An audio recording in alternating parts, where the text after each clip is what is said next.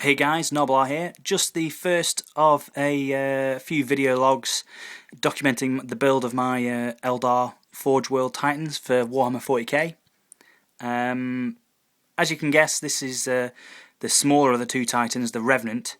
The reason really I'm doing the Revenant first is to get my eye in and kind of iron out any complications I find in constructing Eldar Titans before I move on to the Phantom.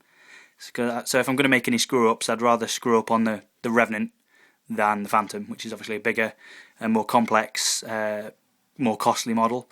But that aside, this is so obviously this is the smaller one, the Revenant. I've tried to take some advice from a guy online called Torg, who's done a similar model. He's done a couple of Eldar Titan commissions, and he's given me some good advice onto how to pose Titans and which bits to pay specific attention to. I knew the feet were going to be hard, the feet and the leg positioning. It's obviously it's the most kind of volume of an Eldar Titan. They're mostly leg, to be honest.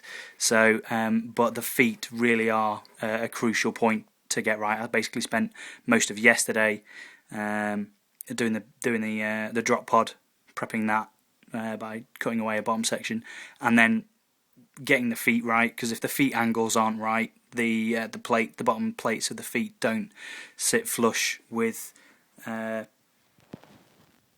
kind of contours of the drop pod. So obviously the heel there is flush with this first sweeping line, and then the toe kind of drops down to be flush with this panel. So the heel's flush with this, and the toe is flush with this. So getting both those correct, because the heel, the toe, and there's a couple of connecting bits in between underneath the kind of ball joint there. They're all, quite frankly, a pain in the arse to get right. And when you're gluing and pinning things, it just takes a while. But thankfully, hopefully, with that, there's just a bit of blue tack there holding the shin on whilst the leg's dry. But yeah, hopefully the work on the feet will pay off, because it should give the Titan a more stable kind of platform to work from. And then these aren't actually glued onto the drop pod yet. So once I've essentially the drop pod's done, I've cut away a section at the bottom so that it will lie as if it's kind of been shot down and crash landed. The feet sections are put together, both of them separately.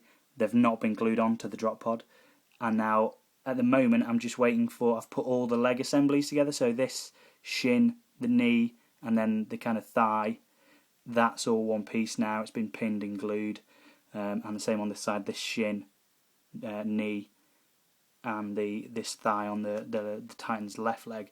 So that's one leg, two legs, two separate feet, and then the drop pod. So that'll all come apart kind of tomorrow. I'm just going to leave it to cure, to dry, and just to kind of settle down in this configuration overnight.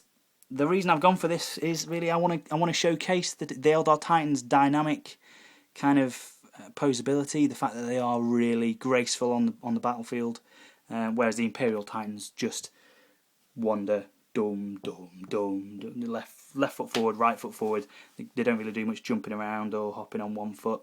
Eldar Titans can, especially the Revenant. It's got a jump pack system, and it can go leaping and bounding all over the shop. So I wanted to show that it was a really agile, graceful piece of kit. And again, the drop pod scenic base has actually been done before by that chap called Torg, but it's such a brilliant idea. I thought I'd kind of take it and expand upon it a little bit, and have the Titan kneeling down as if it's, imagining yourself trying to kind of walk slowly down a reasonably steep hill. Maybe it's a bit slippy. You kind of sit down into the pose and slowly make your way forward. That's the kind of feel I'm trying to give with the Titan. So the torso, I'm hoping, will lean forward a little bit. Obviously there's still a pelvis joint, a waist, and then a torso, the head, and then the arms. So hopefully it will give it that kind of forward momentum lean, which I'm looking for and is realistic with it going downhill. But also I wanted to show that it's trying to counteract itself with the balance issues that it would find trying to make its way down a drop pod. And why is it walking down a drop pod? Why not? Because it's just taking it down. Getting a bit of a height advantage, you know, surveying the battlefield. It's awesome. I just didn't want it to be on a round base walking along. So that's my first video log. Again, I've tried to go through what I've done, and like I say, taken the bottom off the drop pod, spent a lot of time on the feet, and now both legs are now, whilst they're separate, the entire leg section is now done. So hopefully that's the lion's share of work on the Titan. We'll just get on to doing the torso and the waist and the weapon systems, but to be honest, they're fairly easy. So hopefully it's looking quite good. You agree? And that it looks fairly a natural pose. So hope you'll stick with me through the build video for the rest of these Titans, the Revenant first and then the Phantom later. Let me know what you think. Post some comments below. Your kind of support is really appreciated. It does egg me on and kind of motivate me to keep doing the work. So yeah, just keep in touch. Let me know what you think, and catch you later, guys. Cheers.